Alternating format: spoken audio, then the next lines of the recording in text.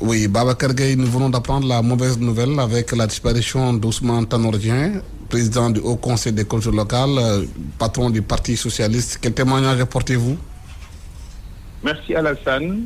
Au moment où Ousmane m'appelait pour que je fasse un témoignage à l'occasion de la disparition tragique de mon grand Ousmane Tanor Dieng, j'étais en train de préparer une publication sur ma page Facebook. Et je titrais Grand, la coupe est déjà pleine. Pensant évidemment à son attachement à l'équipe nationale et sport de manière générale. Ce sont les circonstances qui font que je suis obligé de démarrer par cette ouverture, car l'homme est connu plus par son appartenance à ce corps d'élite qui ont géré cet État pendant très longtemps. Et derrière cette armoire de glace que l'on voit à distance, parce que forgé dans les arcanes de l'élan de l'État, Ousmane Tanor Dieng présentait en dessous l'affabilité, la dignité incarnée, mais surtout des sentiments profonds à l'égard de son prochain. Je ne l'ai jamais interpellé, ni appelé, ni apostrophé, encore moins par son nom, son prénom ou l'un de ces quelconques titres qu'il a eu au sein de l'État du Sénégal. Je le disais toujours grand, et lui aussi, il anticipait par les accolades légendaires que nous partagions, Samarak. Donc, j'estime aujourd'hui avoir perdu un grand frère.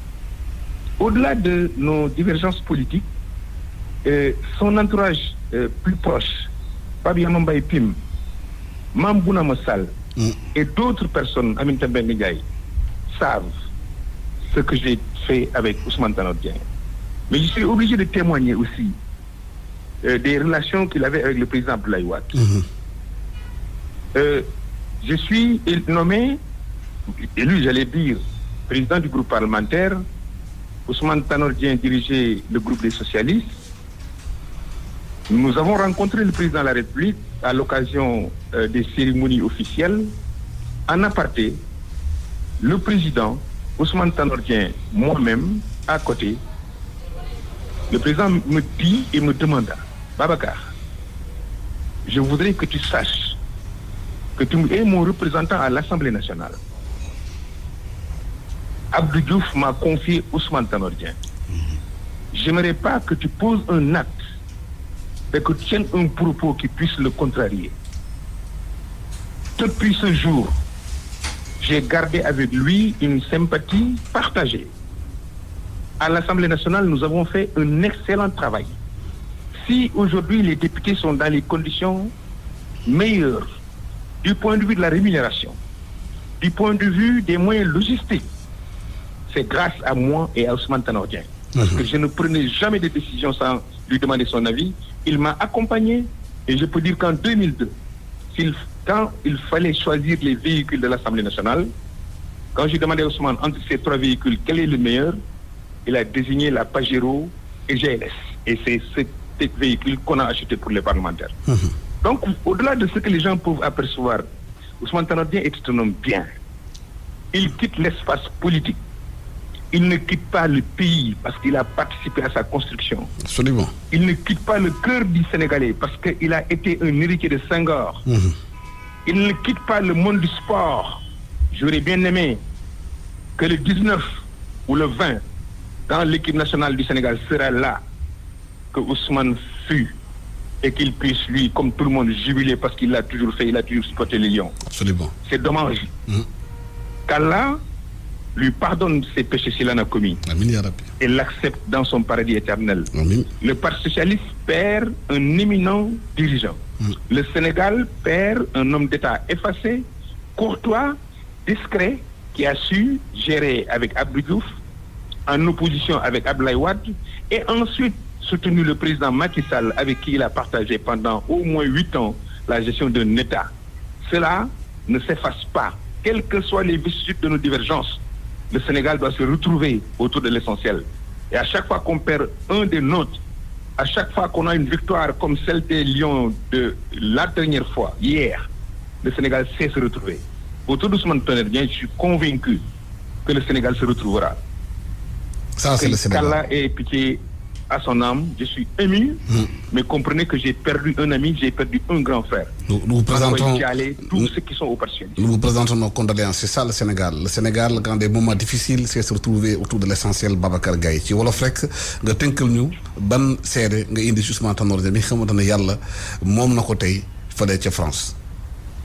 waaw Alassane maa ngi fii ci Kaffrine mais bi ma xëyee ubbi tout à l'heure sama internet ma gis nouvelle bi gawma ko parce que fi ma ko njëkk a lire il annonce un décès le samedi donc ma jaaxle waaye bi ma toogee ñu ne iRadio moo ko wax ma xam ne liggéey bi ngeen def ci réew mi set na set boo xam ne du ngeen wax lu ngeen xamul loolu ma commencé bind nag li nga xam ne jàppoon naa ne war naa koo wax ci Ousmane Tanor Dieng te dinaa ko wax li ma njëkk a jiital mooy Ousmane pas grand ku baa ngi ñëw de ndeysaan li tax ma wax ko mooy stade mus équipe nationale musul joué wala même grand club yi musuñu joué te Ousmane Tanor Dieng demul stade day solo comme ñëpp comme sportif yi wan ne moom sportif la am jàmm ñëpp ak réegi nit koo xam ne ku baax la ndax li koy waral mooy donte am na formation bi mu am ci ENAM nekk armoire de glace en tant que haut fonctionnaire un homme discret un homme d'État